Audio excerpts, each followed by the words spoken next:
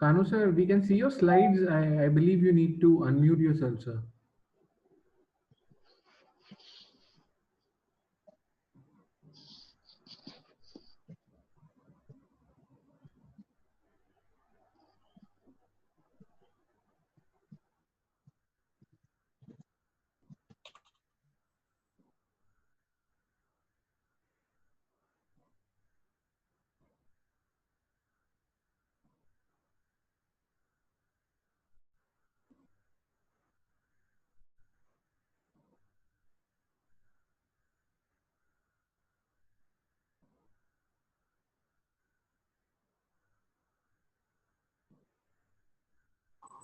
Hello. Yes, sir. Is it okay? Is it visible?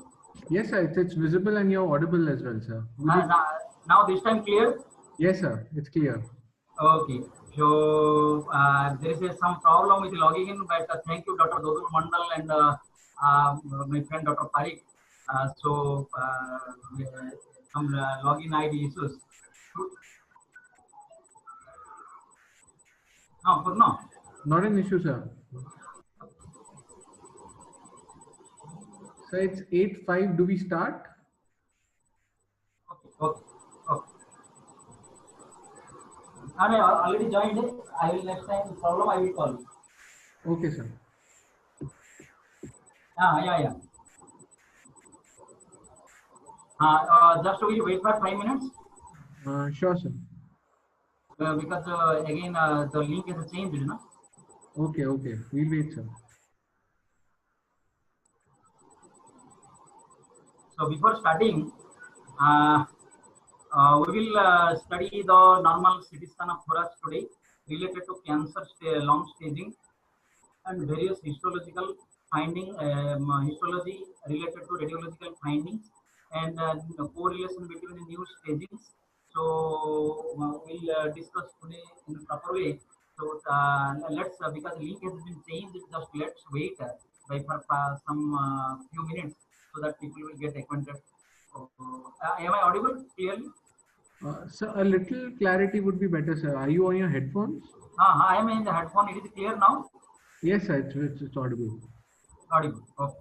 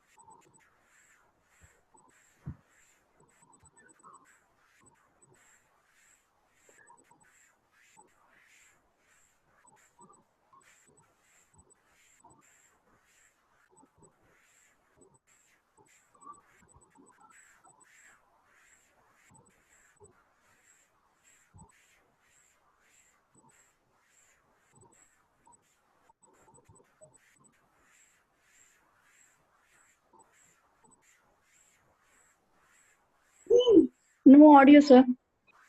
We have not started yet. We're just waiting for 1 or 2 more minutes and we'll start. Okay, thank you, sir.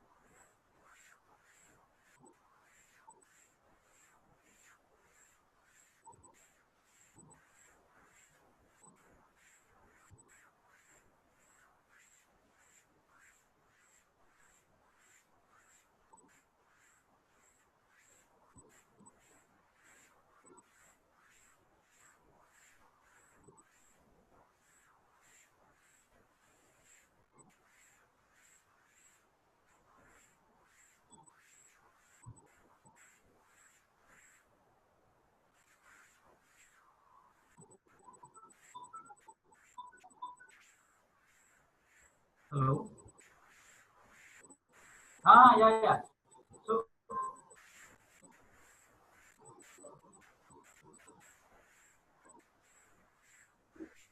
how many? Okay, so we have communicated, already. Now another link is going on.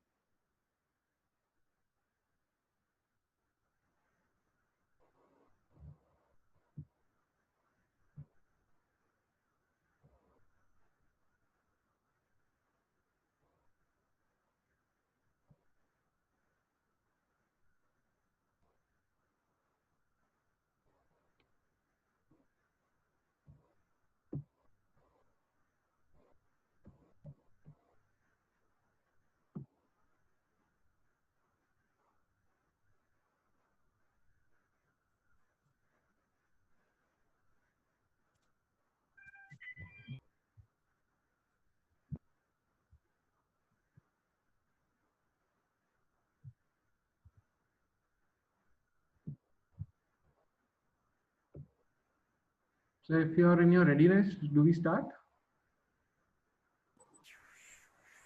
Hello. So do we start?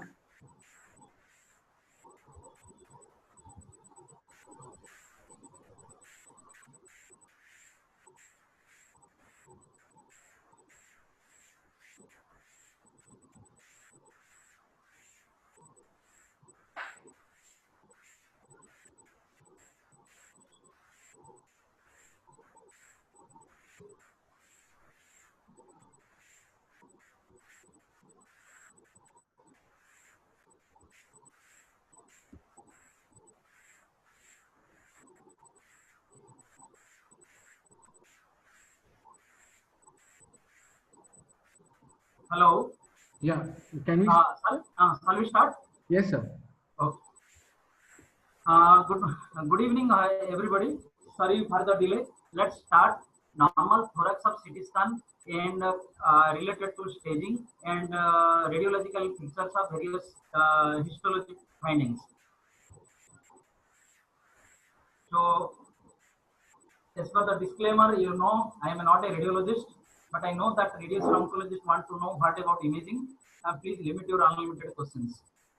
So, reading of chest X-ray, as I shown, some people have not joined. They requested me to present again the reading of chest X-ray. So, if you see, we have for presenting radiation chest X-ray, we have to see proper the X-ray is properly ripe or not. So, what is ripe? Let's see. The ripe is for rotation. Any X-ray we get it, we should know about the rotation. So, how to know the rotation is there and what are the drawbacks of the rotation? If the thing is rotated, the X-ray is rotated, the patient cannot hear proper, the mediastinal shadow is will be more, and you will in the oncology practice it is shows a big problem. So what we do, we have to see the distance between the this is the sternal spine, sorry, this is the spine, spinous process, and this is the clavicular head. You have to between distance between this sternal process and clavicular head. If they are equally distant, there is no, it is non-rotated. Means this X-ray is not rotated. But you have to measure this distance left side and this distance left right side. So if you see this X-ray, this is rotated to left side. So this distance is Y. Y is more than X. So when there is a rotation, you will get a big mediastinal shadow. Another thing is that inspiratory film. Usually we ask for inspiratory film, but when your patient has the technician has taken the expiratory film, it is increased in heart size, in more prominent bronchovascular markings, vessel opacities, and tracheal deviation to the right. If you see, this is the left side is the normal inspiratory X-ray, and right side is the expiratory X-ray. In the normal left side X-ray, you can see the it is a slightly radiolucent type, but in here expiratory the shadow is very hazy as well as the increased cardiac shadow. So even you can see the tracheal deviation to the right vessel opacities. So it is always a confusing. You have to see the positioning. You have to see the whether PA view or AP view. If you see The PA view and AP view, you can see scapula in PA view. It is what we asked the X-ray about PA view. Actually, scapula seen in the periphery. You can see in the left side of the chest X-ray. You can see the periphery. Clavicles about projects over the long fields, and ribs posterior to the posterior ribs are distinct because it is a PA view. And you can see there is a they might be written is a PA view. Uh, uh, uh, And AP view, if you see, it is a seen over the long fields, apex, the above the apex of long field. The clavicle you can see here. AP view, you can see the clavicles around the apex. Okay. Here anterior ribs are distinct, and AP film they have written. Another is the exposure. If there is a hyperexposure, it might be confusing. It might be confusing as a pneumothorax. In underexposure, if there is a looks more hazy. So it is so it is both X-rays are not correct. So this is the what I am telling about the right rotation, inspiration, position, and exposure. These four things are required for the proper X-ray position visualization. Then we see if you see these are the various tracheobronchial tree, lung spill. These are the heart shadows, transvascular. It is a clumsy. Many organs, many things we have to see here.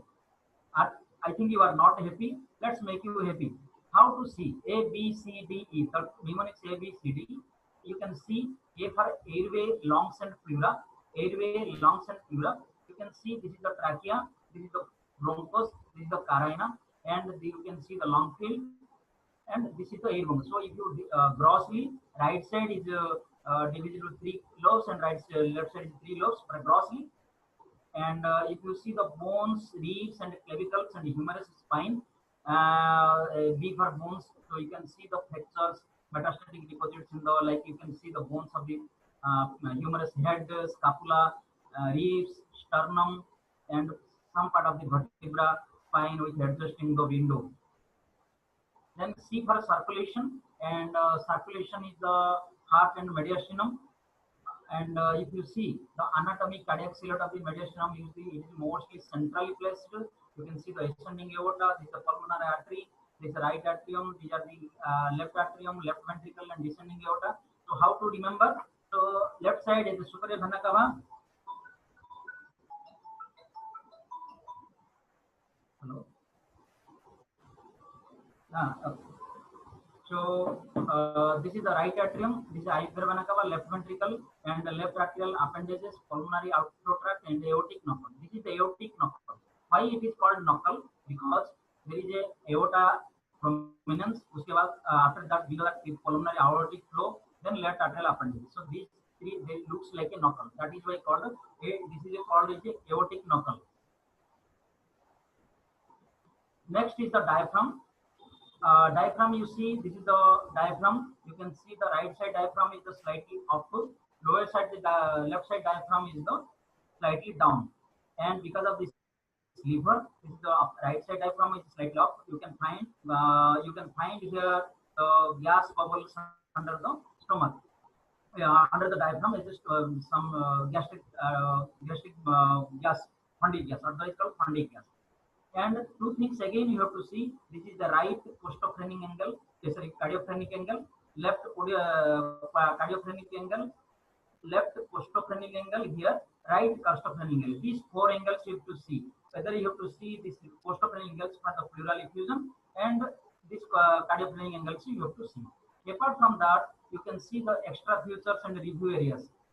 So these are the bronchovascular markings you can see here. And you can see the bony landmarks. You can see also scapula and humeral heads. These are the many structures you can be. So in the what I have told about the how to read and approach the CT X-ray X-ray reading and evaluation. Pathologists I am not going detail. Let's we'll start about this chest CT scan of the chest. So CT thorax of the soft tissue axial. So we have as a nose, as you are in my first class, I have told about the Hunsfeld windowing, leveling, and planes. let's just revision because some people has not joined at that time. And as you know, the Hounsfield unit is each density of the CT scan is you can measure by Hounsfield unit. That is also called a CT number. So CT number is a pure water is 0, and air is -1000, bone is the +1000. So in between you can see the CSF, white matter, gray matter, and remember the more white structure is called hyperdense, and more blackish structure is called hypodense, and any density related to the normal to the brain is called isodense. So just one two slides about the window width and the window level. Window width is the contrast, window level is the brightness. Each image has two default programs. It's called brightness and contrast. You have to change the brightness and contrast, otherwise they call window width and the window level. So brightness is the window level, contrast is the window width. So if you see in the left side of the image, here that is a contrast, and this side of the image is a brightness. If you see the brightness, if you change the window width, window level, so if you change the brightness or window level, you will whole image will change. But if you change the contrast, that is window width, the image inside the image will change. Means you want to change the face, hair, or different window width is image inside image. Brightness means whole image. Let's see, if you put your mouse in the horizontal direction, drag your mouse in horizontal direction, or drag your mouse in a vertical direction. So if you drag your mouse in a horizontal direction, the window width will change, and if you drag your mouse in the vertical direction, the window level will change. So this is the one of the mediastinal window. Then is the long window. This is the bone window. These are the most common used windows with a different window width and window levels. You can see though, you can measure or you can remember. I will share the slides there. I will share the presentation. Nothing to write, and just remember these are the window width and window levels you can measure. So in my flow, I am going to discuss about the vascular anatomy, CT correlation, application in radiotherapy, new staging, radiological pictures of various long histology, role of PET CT scan. I will slowly I will explain these things. So let's see, before going to the analysis of arterial system, this is the arch of aorta. This is the arch of aorta.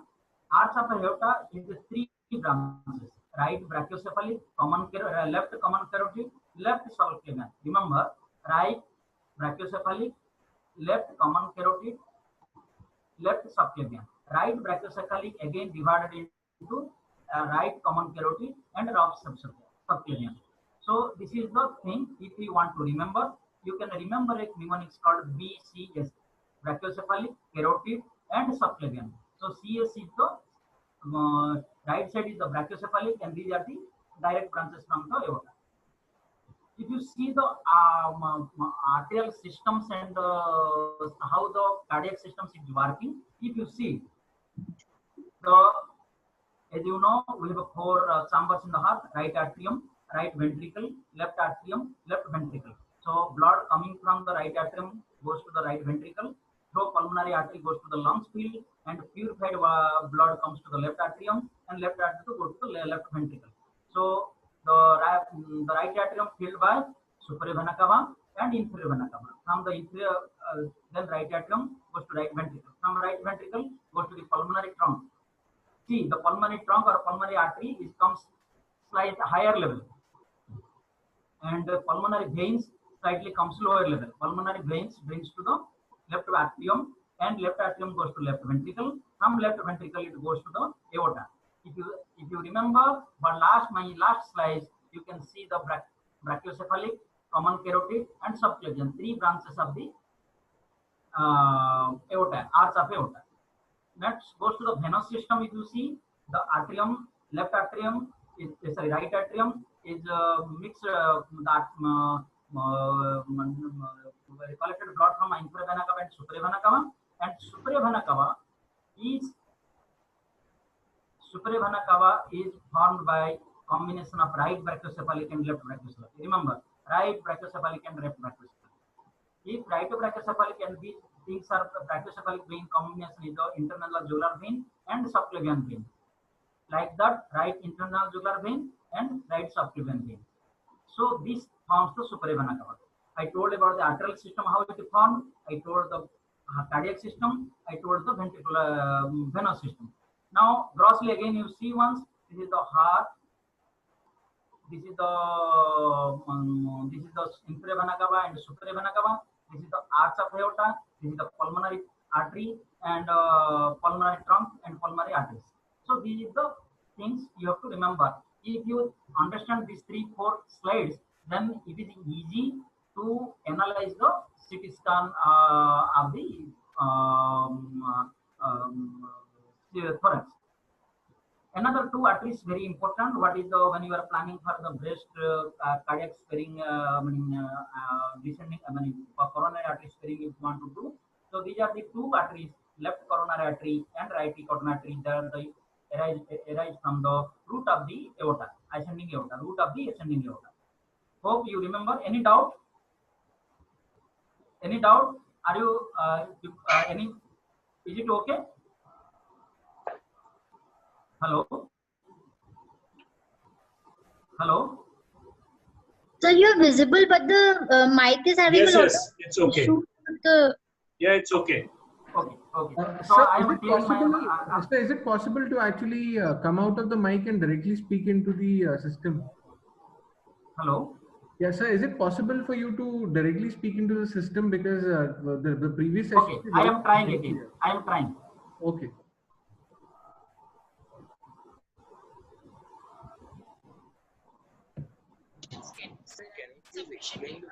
Now am I audible? Yes, sir. Okay. So if it is, then I am not using my earphone and I am doing that. Okay. Yes, so sir. this Can is you the please repeat coronary from the artery, system, left sir? and right coronary artery. So can you repeat And, from the 3 so- slides back? Hello. So can you repeat from the 3-4 slices back, because your voice was not very much audible in the for the last 2-3. Yeah, from here, sir. Thank you, sir.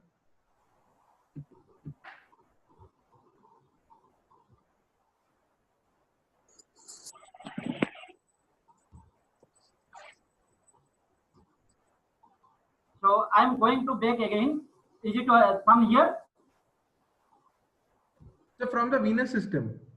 Uh, The venous system, sir. The venous system. venous system. Okay. Yes, sir. This is the venous system. If you see the venous system, is this is the superior vena cava. What I am showing. This superior vena cava is formed by left brachiocephalic vein and right brachiocephalic vein.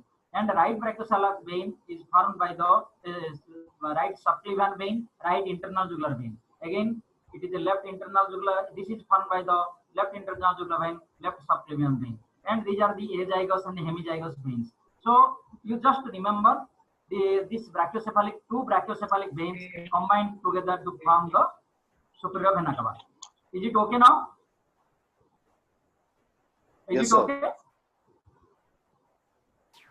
Okay. Yes, sir. Yes, sir. So let's go to the slice images. So if you see these 2 arteries, these 2 veins, these are sorry, these 2 arteries is called subclavian arteries. See, left and right subclavian arteries. But if you see these 2 right and left subclavian artery, that subclavian artery, if you see, they come. This is continuous process. If you combine together, they are coming from the arch of aorta. This is the brachiocephalic artery. So if you see, concentrate these 3 arteries here. Concentrate 3 arteries here. You will see the 3 arteries here. This is the aorta, sorry, right brachiocephalic. This is the left common carotid. This is the left subclavian. Now come down. See, this is right brachiocephalic. This is left common carotid. This is left subclavian. So again, 3 arteries. You see 3 arteries here. Again, 3 arteries. I am telling. Follow these 3 arteries again. Right brachiocephalic, left common carotid, left subclavian. So again, 3 arteries. If you slowly go down, these are combining, merging with the arch of aorta. Again, I am going up. I have time, nothing to worry. Let's see. This is the arch of aorta. This is arch of aorta. If you go up again, so these three branches arises: right common carotid, right subclavian, left common carotid, and left subclavian. So these three branches again going down. These three, and this is from the left subclavian, and this is the right subclavian. Hope you understand. Or if you are not understanding, just stop me. I can explain again. So this is again formed the arch of aorta here. This is arch of aorta. This is arch of aorta. This is the superior vena cava.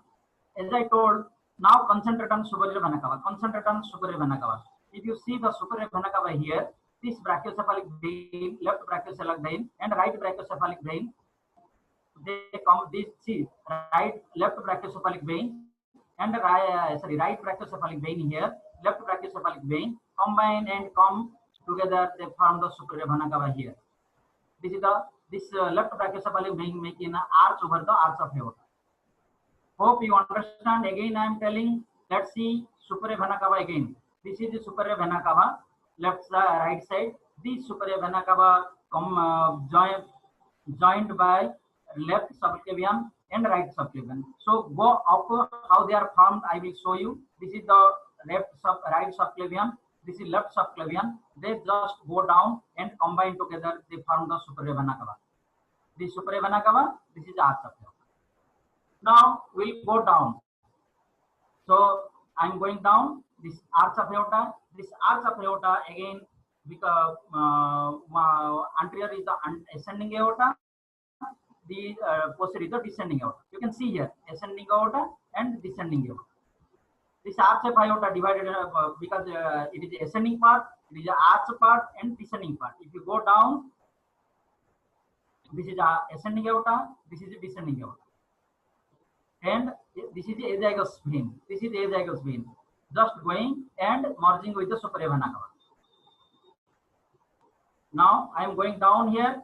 As I told, one arch, that is the curving to the right, is the arch of aorta. Another arch, here it is coming. This is called pulmonary trunk. This is called pulmonary trunk. This is the left pulmonary trunk. This is pulmonary artery, right pulmonary trunk. So this is the pulmonary trunk. This pulmonary trunk, remember, it is artery, and this this common pulmonary trunk is connected to the right ventricle. Let's see. Now you can see here. I will show you. I am going from heart up to down. So this is the left ventricle. This is the right ventricle. This is the left ventricle. This is the right ventricle, and this is the interventricular septum. This is the interventricular septum. I am going up slice up. This is interventricular septum here. This is the right ventricle. This is the left ventricle. Now I am going up. This is the pericardium. You can see this is the pericardial sac.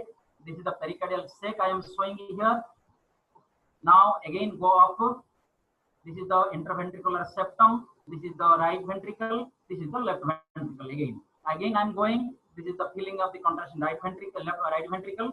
Now this is the semilunar valve or mitral valve. You can see this mitral valve in the in the ventricle, the left ventricle. You can see the mitral valve. No need. It is an extra thing. Mitral valve. No one to understand, and it's just you can remember. So if you concentrate on the left ventricle, concentrate on left ventricle. If I go up, this is left ventricle. The arch of aorta is forming. This arch of aorta is called semilunar valve or arch of aorta. So if you see, ascending aorta. So if you see this again, this is the right ventricular position. This is left ventricular position. This is left atrium position, right atrium position. So this is the ascending aorta form. If you go up, this ascending aorta, again it is forming the arch of aorta. So you have to follow and cautiously from the ventricular apex to the up. Now you see from the root of aorta, there are two arteries left at the. You can see the arteries here. These are coronary arteries. This is left coronary artery. You can see here left circumflex. This is left circumflex. This is the left anterior descending. You can see here the dotted mark, left circumflex and left anterior descending. These are the root of the developed from the root of the aorta. Now I told about the left ventricle. Now we will concentrate on the right ventricle. This is the right ventricle. This is the right ventricle. Remember, right ventricle gives rise to pulmonary artery, that is pulmonary trunk. Let's see. This is the right ventricle. If you go up, this is right ventricle. If you go up, so this is forming the, see here. This is the right ventricle. How it forms? This right ventricle goes up. This right ventricle concentrate, and this is from the pulmonary trunk here.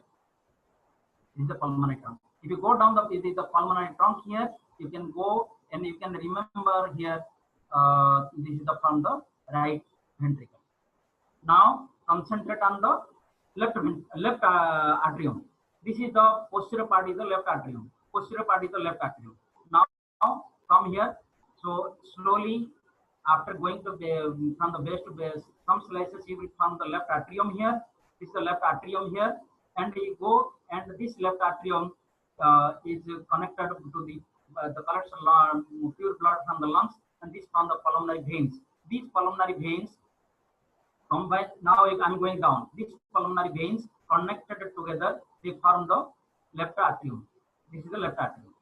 This is the left atrium. Again, I am telling this is the left atrium. This, if you go together, if you see, these are the pulmonary veins. So it is a continuous process. You can see, and you have to scroll and identify. Now I am coming into the left atrium, the right atrium. So this is the right atrium. So this part is the right atrium. Concentrated in this part. This right atrium goes and form the superior vena cava here. This superior vena cava. See, this superior, you concentrate on this by this contrast agent. You just see it where it is going down, and it forms the right atrium. This forms the right atrium, and it blood goes to the right ventricle. So I have explained about the right ventricle, right atrium, left ventricle, left atrium. Any doubt you can ask me and interrupt me. I can explain again. Okay, I am going forward.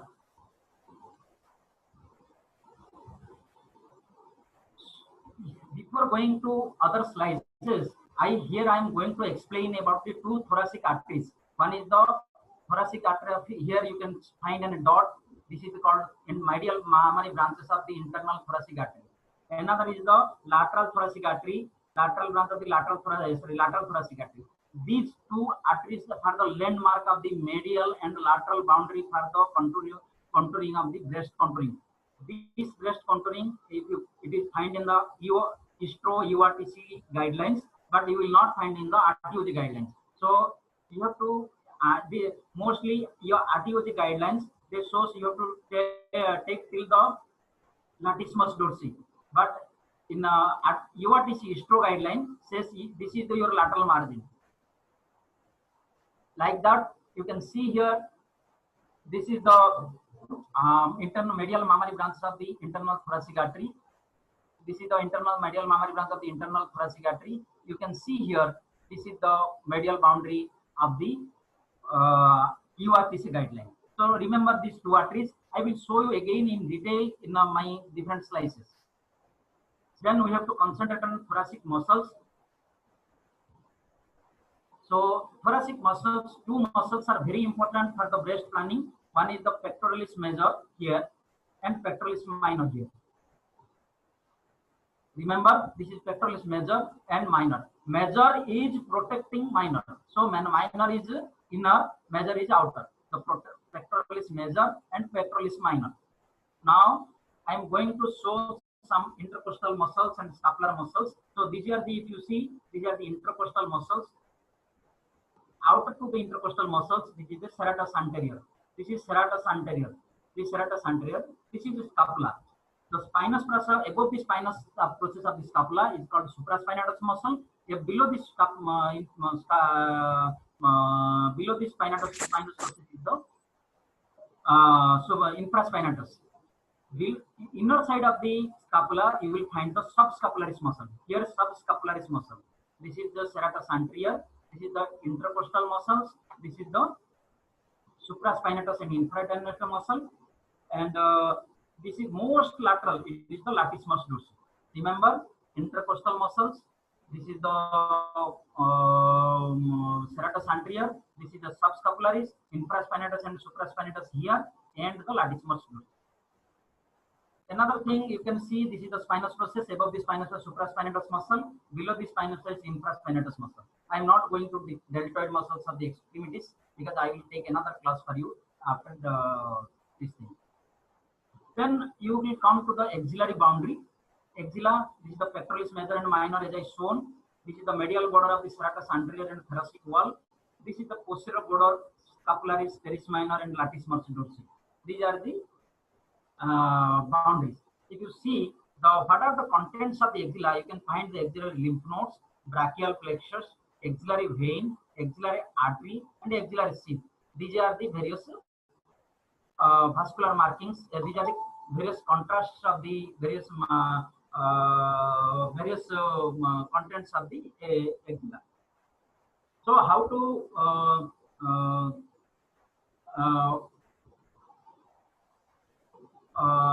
if you see, this is the various lymphatic margin lymphatic channels. One is the lateral group, posterior group, pectoral group, central group, and apical group. These are various axillary lymph node masses. You can see here. You can see here. These are the various 5 group of lymph nodes here. But these are the various axillary group of lymph nodes here. These are various group of axillary lymph node here. And but axillary group lymph nodes, mostly they are surgical group of lymph nodes. They are divided into level 1, level 2, and level 3. They are mostly located below the and lower medial and lateral margin of the pectoralis minor muscle. So level 1 is the lateral, lower lateral to the pectoralis minor. Level 2 related to the deep to the pectoralis minor. Level 3 supramedial to the pectoralis minor. Let's see. So level 1 is called Bark's level of axillary lymph node levels. Level 1, level 2, level 3. Lateral, lower lateral is the level 1.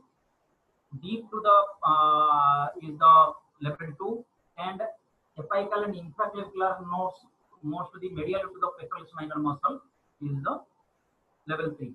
Let's see here. This is the pectoralis minor muscle. Lateral is level 1. Deeper is the level 2. Medial is towards the clavicle is the level 3. Let's see. Here I am showing all levels of lymph nodes here. This is the pectoralis minor muscle. This is pectoralis minor muscle. You can see here this is the pectoralis minor muscle. This is the lateral to the pectoralis minor. This is level 1. This is level 1. Here you can see level 1 as well as deeper level 2 lymph nodes. Level 1 as well as level 2 lymph nodes. Here you can see the lymph node here. This is level 1 and level 2 lymph nodes. Another, this is pectoralis minor. You can see the lymph node is medially to the pectoralis minor is the level 3 here. And this is the supraclavicular lymph node. I will, in this single picture, I have shown that this is the level 1, level 2 here deeper to the pectoralis minor, and level 3 medial to the pectoralis minor. These are the various lymph node levels of the axilla. Hope you understand. Anytime, any slides you are not understanding, just ask me to. I can go ahead again. Then I have tell about the fissures. Sir, sorry to disturb you in between. Sir, could you just repeat the... Hello? Yes, sir. Can you just show the LED again in the heart? There was a little bit of problem in the LED partner, left-handed descending. Yes, sir.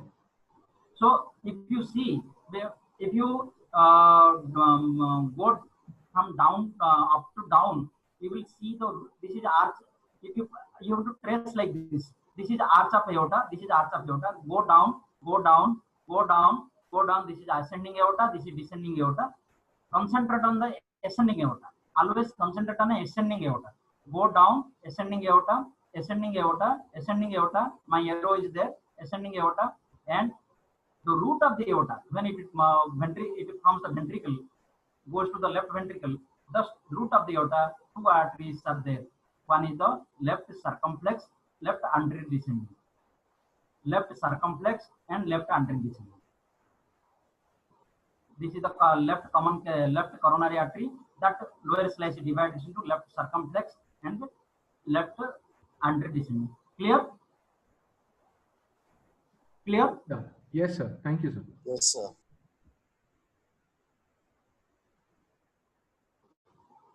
Then I have to tell about the fissures. One is the oblique fissure. The right lung is divided into three lobes. One is the oblique fissure, other is called major fissure. Another is the minor fissure or straight fissure. Left lung is divided one oblique fissure by two lobes. So these are the two fissures. How to identify? When you want to identify the fissures, remember two things. See in the long window, not in the mediastinal window. See in the long window. If possible, see in the HRCT. Let's see. This is called long window. You can see here, these are the fissures, these are the oblique fissure, and this is the horizontal fissure. If you want to see the fissure, log into the long window as well as the HRCT. Some interstitial long disease, you can see the nodules along the fissure. You can see the nodules along the fissure. It is a pleural thickening. So you can see the arrows here. These arrows here. These are the fissures. And fissure is a continuous structure from the down to top. So whenever you scroll, you have to scroll this. You have to scroll these things from the down to bottom. Now important thing I am coming with is the nodal stations. So this is the nodal stations here. You know the nodal stations are mostly hugging to the tracheobronchial tree. Mostly hugging the tracheobronchial tree.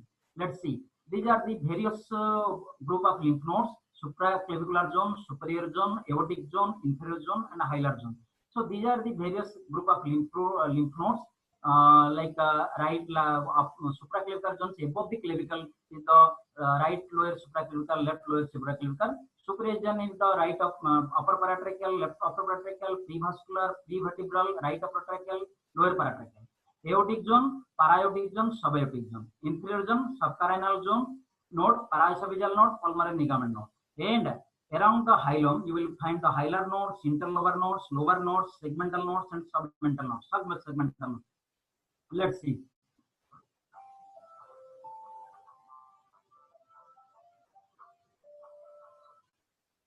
So if you see, this is tracheobronchial tree, and this is the clavicle here. This is the clavicle here. So the group 1 lymph nodes are the above the clavicle. Then you find above the carina, below clavicle, above the carina, below clavicle. This is the lower paratracheal, upper paratracheal, and lower paratracheal. Then what is the margin for the upper paratracheal and lower paratracheal? So this is the brachiocephalic vein in the right side. Aortic arch, upper border of the aortic arch is the left side. Same thing. So below is the 4. Up above the aortic arch is the 2. Above the aortic arch, below the clavicle is 2. Below the clavicle, below the aortic arch, and above the carina is 4. Let's see one by one. So this is the supraclavicular and upper paratracheal group of lymph nodes. This is a group 3 group of lymph nodes. Any nodes anterior to the vertebra, it is called 3P group of lymph nodes. It is the posterior group of lymph nodes, and anterior to the vessels, it is called the 3A, anterior, posterior, 3A, 3P. So anterior is the prevascular nodes. You can see, I have given some slices here. You can see 3A here. It is the anterior group of lymph nodes, and this is the posterior group of lymph nodes. This is the paratracheal. This is the anterior group of lymph nodes. Then see lower paratracheal. Where is the lower paratracheal? It is from the aortic, upper border of aortic arch to the lower border of aortic arch. Any nodes around the trachea, below around the aortic arch level is called lower paratracheal. And any node lateral to the aorta is called para-aortic. And this is the vein, pulmonary trunk and aortic arch. There is a called ligamentum. This is a ligament where the node is called aortopulmonary window node. This is the aortopulmonary. I will explain again in better way. So if you see, this is the level 6, what I am telling. This is the arch of aorta. Lateral to the arch of aorta is level 6. This is the lateral medial to the arch of aorta is the para-aortic nodes. Lower paratracheal nodes. So this is the ligamentum, I think venosum. This ligamentum nodes around this ligament gap, aortopulmonary gap, aortopulmonary window, and node along this ligament is called aortopulmonary window. It is level 5. Let's see. This is the ascending aorta, ascending aorta, and descending aorta. You see these nodes here. These are the level 5 and level 4 groups of lymph nodes. So this is the level 5 group of lymph node, aortopulmonary window node. Then para-esophageal, this is the subcarinal. This is the carina here. This is the subcarinal group of lymph nodes. That is 7. So you can see here the subcarinal group of lymph nodes. Below carina, along the trachea, along the esophagus or something you are finding. This is the subcarinal node. Again, below subcarina to the paraesophageal area group is the paraesophageal node. So this is the subcarinal 7. This is subcarinal group of lymph nodes here. This is the paraesophageal group of lymph around the esophagus. Then we have to find out this pulmonary ligament. What is pulmonary ligament? Pulmonary ligament, it is a mediastinal pleura that is the forming the hilum. That is connecting to the hilum, and that hilum it is formed a pulmonary ligament. This is the pulmonary ligament, and this is the 9th group of lymph nodes. This is the carina.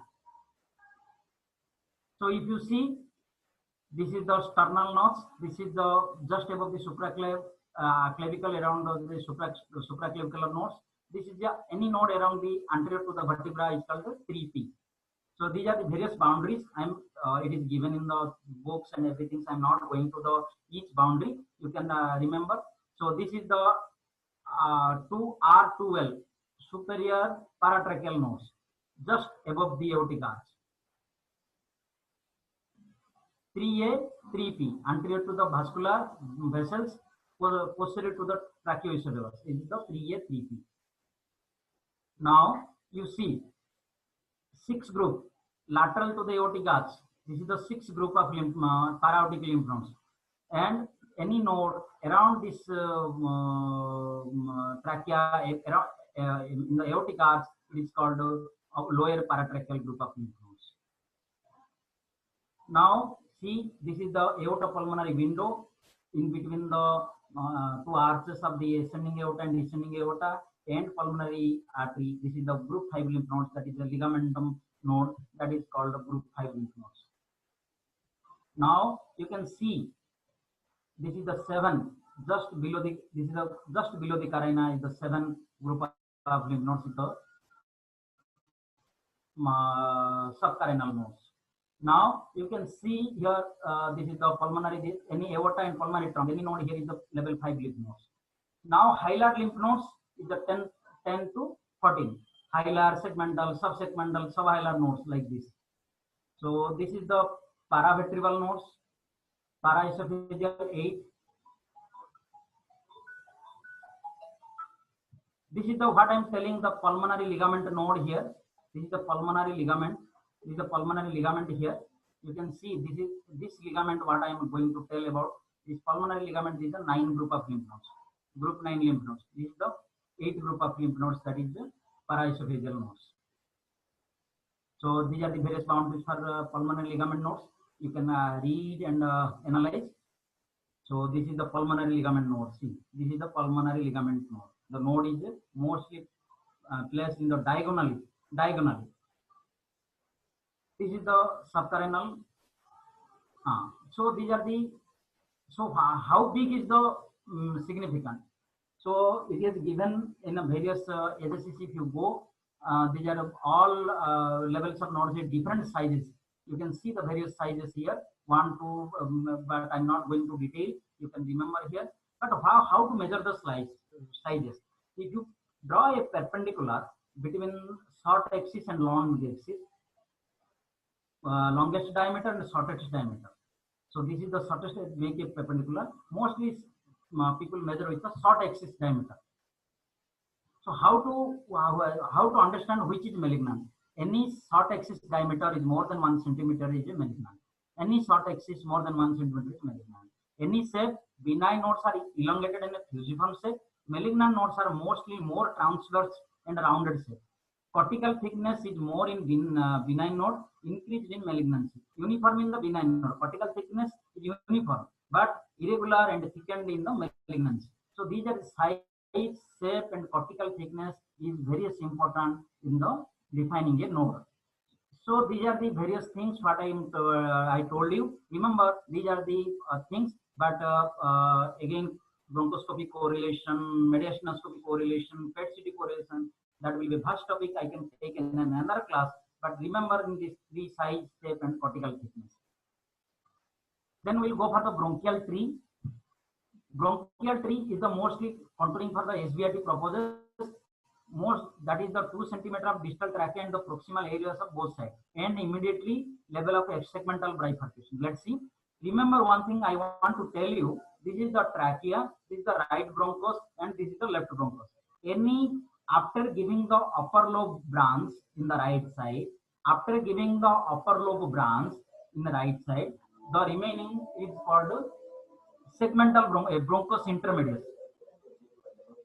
So if you can see this bronchus intermedius, this is bronchus intermedius. Most of the time, when the lesions are inside, they will correlate with the bronchus intermedius. Remember, after giving the branch to the upper lobe, the remaining tracheobronchial tree is called bronchus intermedius. So mostly bronchus, primary bronchus, secondary bronchus, bronchiole, and last is the alveoli. So let's see. I am reminding you, proximal bronchial tree starts at 2 centimeter above carina. So 2 centimeter above carina, you can contour here. You can go down, down, down, down. This is the carina. Go down, go down, go down, go down, go down, go down, and when the segmental is going to various segments, this is the, you can stop here. Again, I am telling, this is the trachea, 2 centimeter above carina. You just go, contour, contour, contour. This is the carina, and you have to go till contour till the segmental bronchus. You can see here, there is a fissure is visible here. You can analyze this fissure. Fissure is mostly avascular structure. Then we will go for the great vessels, esophagus, lung, and cord. You have to more wire structures you have to do. So great vessel delineation is recommended but not mandated. So if you want to control the great vessels, it starts the level of aortic arch. Around the aortic arch, you have to control till heart level. So you can contour here like this: ascending aorta, pulmonary trunk, descending aorta, like that. So this is the way of contouring the tracheobronchial tree and great vessels. Then I'm going to the staging of the lung cancer. You can see here the new staging.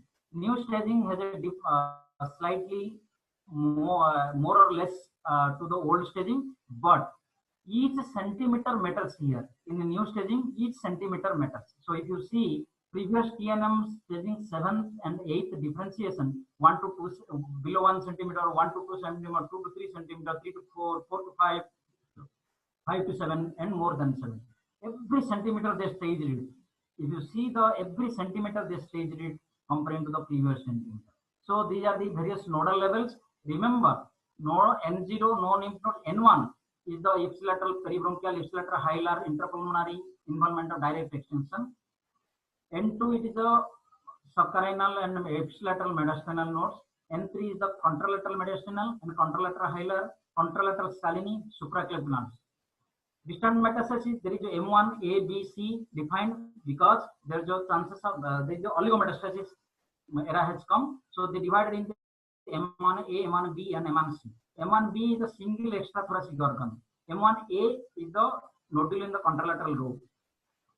Tumor is the pleural, pericardial nodule, malignant, and pericardial effusion. Previously, the malignant, pleural, and pericardial effusion is the T4. Now it is M1A. And M1C is the multiple extrathoracic metastasis and in several organs. So let's see one by one. Imaging features of T1. It is less than 3 centimeter, not proximal to the bronchus and trachea, surrounded in lung by lung and viscera. So this is the away from the mostly peripheral location, away from the trachea and less than 3 centimeter. You can see here T1 lesion away from the trachea, tracheobronchial tree and the clear margin. T2 again more than 3 centimeter within 2 centimeter of carina, within 2 centimeter of carina. So you can see the and there is a visceral pleural effusion, and if there is a partial arteriolectasis and consolidation, but not forming, this is that consolidation. Now not from the entire lung. T2 you can see here partial collapse, and you can see the within 2 centimeter of carina. T3 any size may within less than 2 centimeter of carina, atelectasis, consolidation of entire lung, invasion of the chest walls, pleural pericardium. These are the involvement of the diaphragm. These are the T3 lesions. T3 you can see here. T3 here. T4 is the invasion of mediastinum, heart, dead vessel, trachea, esophagus, carina, satellite tumor nodules, and other lobes. So see, this is the involvement of the big vessels here, and trachea, carina. This is the T4.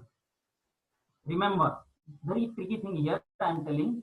If there is a single lesion in any lung and you will find an extra nodule in the same lobe, it is a T3. If same lung but different lobe, extra nodule, it is a T4. But different lung, extra nodule, it is M1. Extra nodule in the same lobe, it is T3. Extra nodule in the same lung is T4. Extra nodule in different lobe is the M1. Same thing, remember one other thing, it is very good thing you can see. We have a group 1 to group 14 group of lymph nodes. Any 2 digit, 10, 11, 12, 13, 14, it is N1. If it's single digit lymph node, it is N2 by 2 to 9. Opposite, that is opposite side thoracic, opposite outside thoracic, it is N3. Remember, double digit N1, single digit N2, supraclave, opposite is N3. So this is the N1 group of hilar group of lymph nodes. Hilar group of lymph nodes N1 here, N2 here. This is the upper paratracheal group of lymph nodes N2. N2 mediastinal lymph nodes to confine to same side. N3 opposite side. You see here opposite side lymph node. Opposite side lymph node, supraclave lymph nodes. These are the N3. Then these are the mostly staging and these things. Now I will tell you about the various characteristics of the various histologies. Solitary let's start with solitary pulmonary nodule. This is given by how to understand the solitary pulmonary nodule. It is given by Flessen Society. Flessen Society, they defined how big is the malignant. So any pulmonary nodule defined as a discrete, less than 3 centimeter, not attached to the hilum or mediastinum, not associated with adenopathy, and not larger than 3 centimeter. It is called solitary pulmonary nodule. Remember, discrete, less than 3 centimeter, not touching to the hilum and mediastinum, not adenos with pleural effusion, atelectasis, or adenopathy. Any lesion larger than 3 centimeter is considered as the malignant. So it depends upon the nodule size, growth rate, and relative risk. If nodule size is greater, then it is the mostly malignant. Growth rate, if doublet time is more and more, then more solid component, it is malignant. Relative risk, if there is a smoker, the chance of small nodule also looks like malignant. So they have given a how to if there is a less than 4 mm, 4 to 6 mm, and more than 8 mm. So these are the how to follow up and how to do the CT scan evaluation every 3 months or 6 months. You can go for the Flessen guideline. You can do that. Same thing for high risk. Those are smokers, and there is some occupational hazard. You can do that. I'm not going into detail that. How to define a malignant nodule? Any nodule, any long lesion having stipulated margin. See, stipulated margin. is called corona radiata sign, is a malignant. Any calcification, you may get calcification, maybe diffuse, maybe central, maybe popcorn, maybe laminated. These are the benign classification, benign pattern of calcification. But stippled calcification, eccentric calcification, mostly malignant. These last two is the malignant calcification, and this four is the benign classification. So in malignant calcification, in 7% of CT, usually eccentric and finely stippled. Pre-existing focus may be benign calcification, engulfed by the malignant tumor. Dystrophic calcification, you can see the tumor necrosis. Calcium deposition secreted by the paraneoplastic syndromes also you can see. So this is a large bronchial carcinoma invading mediastinum. There is a coarse and cloud calcification. Another form of calcification called alveolar cell carcinoma is a adenocarcinoma. Mostly see alveoli, these are the lined by glandular cells, though adenocarcinomas are more common in the peripheral. Tracheobronchial tree is the squamous lining. Any malignancy mostly in the central part is the squamous cell. So adenocarcinoma is mostly peripheral and ground glass opacification. See, what is ground glass opacification? It looks like a any lesion with a hazy media. You can see the hazy media in the lesion. If you see ground glass opacification, slowly solid component is coming here, and if you find this is a total solid component. So this is fully malignant. So this is the ground glass phase is the early stage and bubble like hyperlucensis, and the lesion persists and progresses within 6 to 8 weeks. See, this is a ground glass alveolar ground glass appearance. This is ground glass appearance. You can find some valve like endobronchial obstruction when there is adenocarcinoma. Hello. Hello. You can continue. There was some disturbance. You can continue.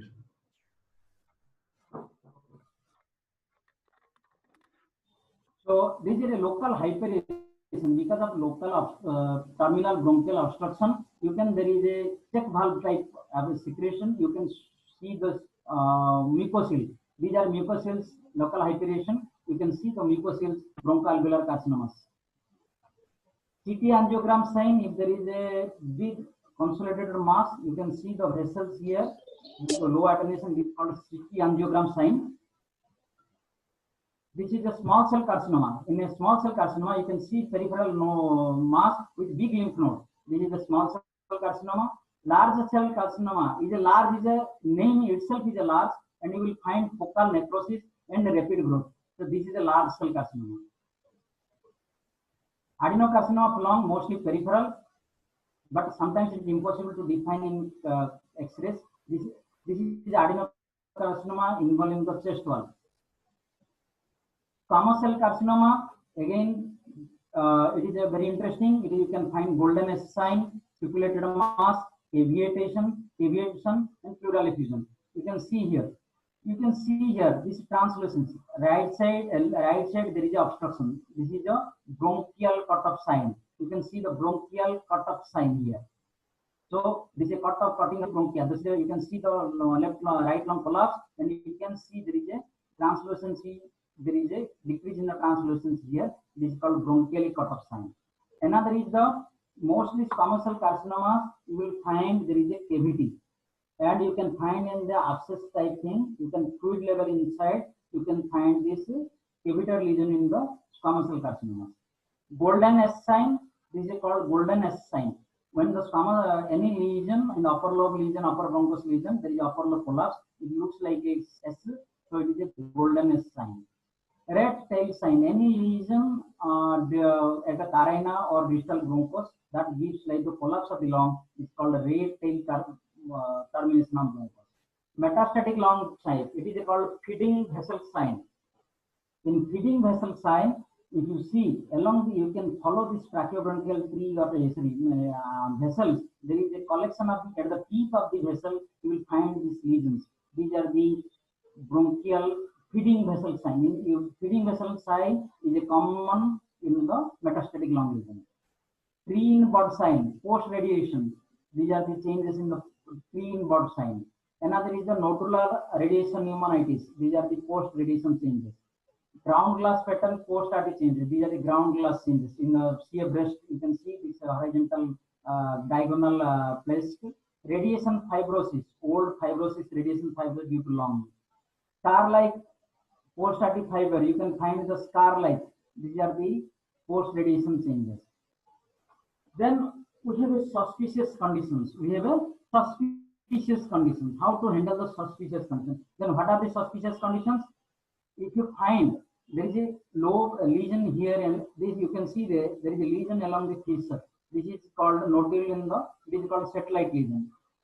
Another is atelectasis. Tumor as well as atelectasis looks like same. So it is called. It is it is a confusion. Another confusion is that I will contour here, you will contour here, like that intra-observer and intra-observer sign. Another is the chest wall invasion. Here see the chest wall invasion. Whether invasion are done or not, because it looks both are isodensity, equal density. So it is a confusion thing. Another thing is the suspicious node here. Mediastinal node, adherent subcarinal node, how to find out suspicion node. So when it is unclear, think of nuclear. So you have to go for a PET scan here. And if you see the PET scan, if patients without enlarged lymph node, the sensitivity and specificity increases with the PET CT. And why PET? Because pulmonary nodule, extrapulmonary nodule, can you differentiate malignant, non-malignant? Difference between tumor and atelectasis, we can screening might not be detected by CT alone or for radiotherapy planning. So where is the target? We are always confusing. So if you take extra tissue, it will be a side effect. Less marginal recurrence will be common. So if you see, if it's suspicious satellite nodule, you can see it in the PET CT. You can see it in the PET CT here. Differentiating between atelectasis mass. This is the mass.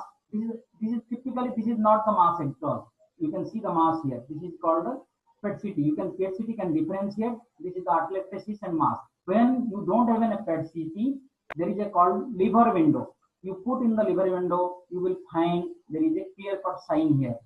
So this is called we can liver window. That is a 50-150 window width and window level.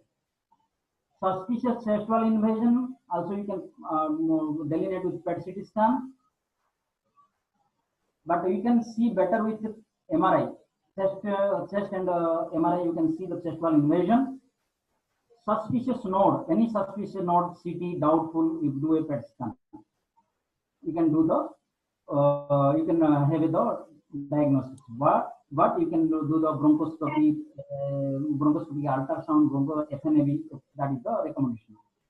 But when suspicious, here you can, there is a suspicious paravertebral node. In fact, it is showing the paravertebral node uptake. So what is the FDG PET CT imaging in oncology? If there is advantages, several tumors, function of anatomy, high resolution, high sensitivity, high accuracy. But it is a non-specific, can be false positive, low sensitivity, no image artifacts. But if you PET CT is always a win-win situation, you can see, you can upstage or downstage. If upstage, it may be prevent the tumor missing from curative to palliative.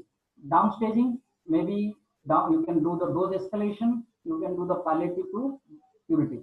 Like that, end stage also same thing. You can find out the missing node, and if you end stage upstaging, you can go for the curative to palliative, with downstaging palliative to curative. So these are the PET CT always a win-win situation. When it is just suspicious, PET it looks suspicious. So the CT is the bird's eye view, PET is the eagle's eye view. So our eye should be eagle, like eagle eye, so that we can delineate properly, we can remember properly, and we should understand. Thank you very much. Hope you understand. Sir, one doubt I have. And Sir, while doing the radiotherapy planning, when we have to differentiate, when am I audible? Am I audible? Yeah. Sir, when we delineate the target in the CT, That time, depending, there is one tool to measure the Hounsfield units, Okay. whether to differentiate whether it is a tumor or from atelectasis. Okay. What level we take it as tumor and what level we take it as atelectasis? Sir? So this is a called a liver window. Okay. Okay, Liver sir. window is 50-150. If you put in the liver window 50-150, I'm not able to remember properly which is 50 or what is the other 50. 150. You can find in the Google what is the liver window. You click Okay, on the sir. liver window. You can Yes, sir. delineate the consolidation versus the tumor. Means consolidation will be in the liver window. Okay, sir.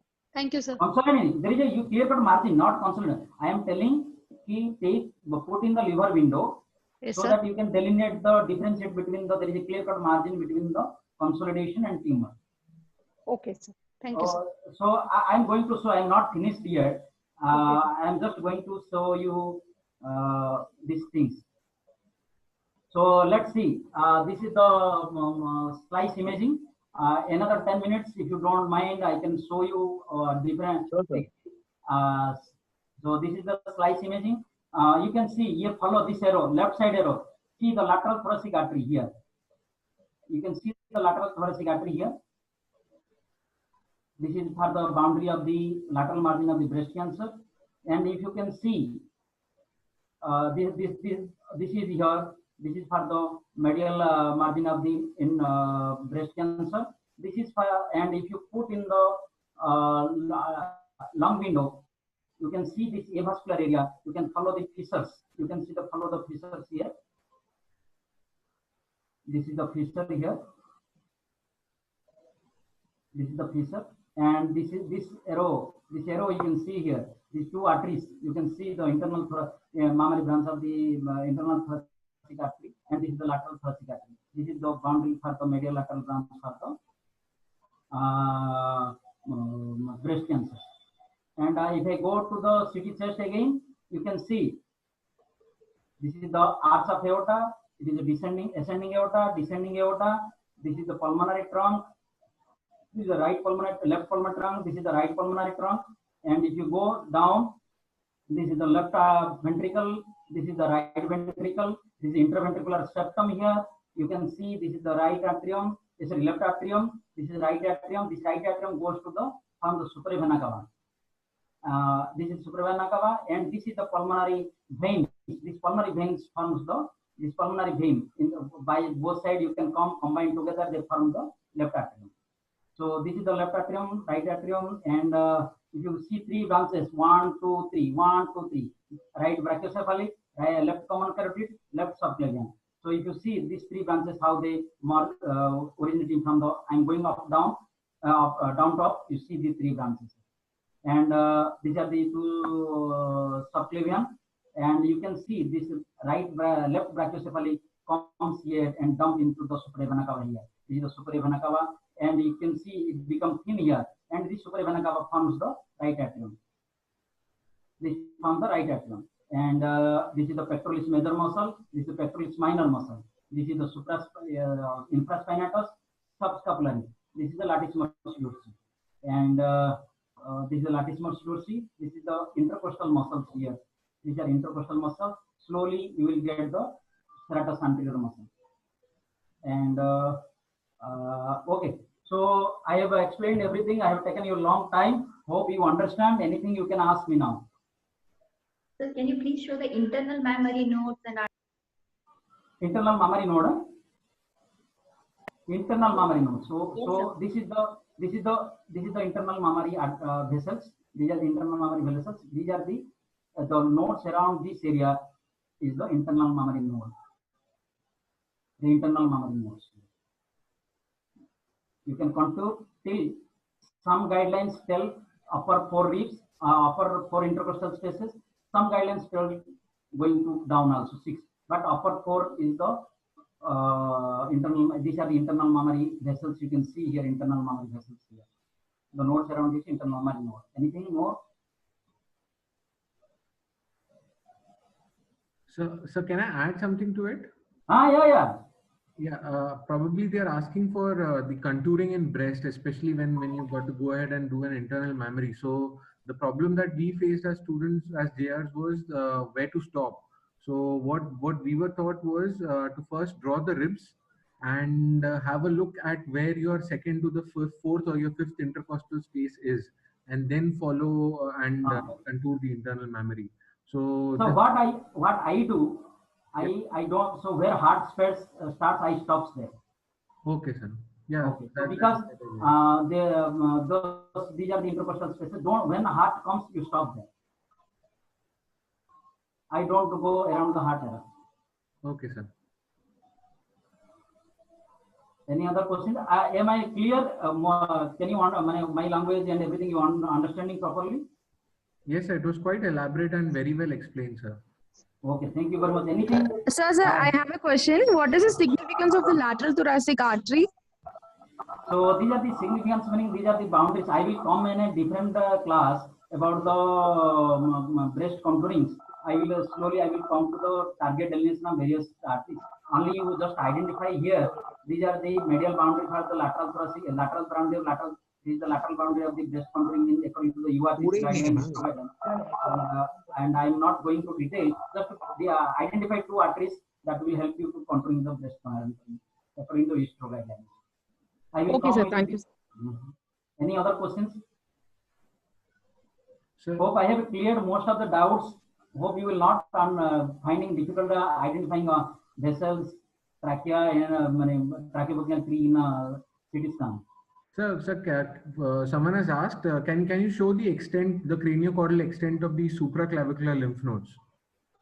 Okay, supraclavicular nodes I will come in the neck area. I mean, after next two classes. So people that is mostly from the so it is a boundary between. So supraclav is the mostly again I am not able to remember properly the proper boundaries. So this is the sternocleidomastoid muscle. So sternocleidomastoid muscle, the clavicle head, fast street, and this area is the supraclav areas, and you can go till the cricoid cartilage. We can go to the cricoid cartilage. This area. Exact definition I will come with in breast contouring guidelines and boundaries. Okay, sir. Any other questions that you guys have? I have shared in the chat box 3 atlases. One is the cardiac contouring, the other one is for the mediastinal lymph nodes, and third is the thoracic region OARs. Please go through those 3 articles; they're very important, and it'll be very useful. Anything you want to understand about the vessels and cannot download it from the chat box. Can you please So send it to the group, sir? Yeah, we put it on the group. The PPT will also be shared on the group. Okay, thank you, sir. Fine, sir. Thank you so much, sir. Kanu, sir. It was very informative, and I believe all the students have actually taken back a lot of things from the session, sir. Okay, thank you very much. But in the some communication error, because of that, some people could not log in and some people could not attend. Okay, no problem. So hope okay. Any doubt? I will share the presentation in all groups. Don't no need. You can go through and presentation anytime. Dr. Bibhav, you have recorded it? Yes, sir. I have recorded it. I'll share the recording today. Okay, please share the recording. I will go through it and then we will upload the link. Okay. Anything, any suggestions? What we want more? Don't worry about the target delineations. I will come slowly. Target delineations of the various contouring, like cardiac contouring, long contouring, slow 1 class. I think there are no further questions, sir. We can close the session there. Everybody understood that? Yes, sir. Yes, definitely. Excellent class, sir. Excellent class, sir. Thank you very much. You criticize, you don't give compliment. Criticize means I can improve more.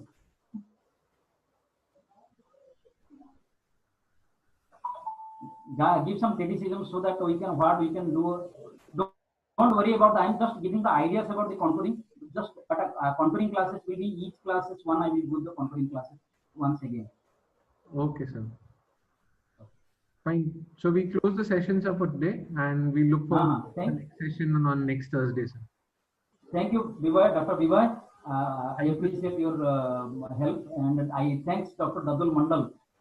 He actually at the last moment he helped us to give the link. So thank you, Dr. Dadul, and taking care of the academics of the students. Thank you very much. Thank you, sir.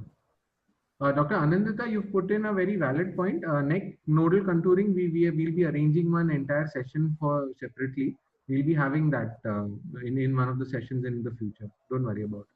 And plan evaluation will be a total entirely separate discussion where we'll discuss about the types of DVH, how do you evaluate each and every plan. So everything is in the pipeline. Before your exams actually happen, it will all be discussed. So I will next Thursday there will be no class. Thank you. Next Thursday will be no class because there is a ICRO stereotactic radiotherapy classes. So Yes. in this ICRO, I am going to present about the various sequences of brain in the SBRT, SRS stereotactic of the brain tumors. So if you wish, you can attend the class. I will present the radiology of the various sequences and imaging of the SRS of the brain. Sure, sir. Fine. We look forward to it, sir. Okay. Thank you very much. Okay. Good night, sir. And thank you, everyone.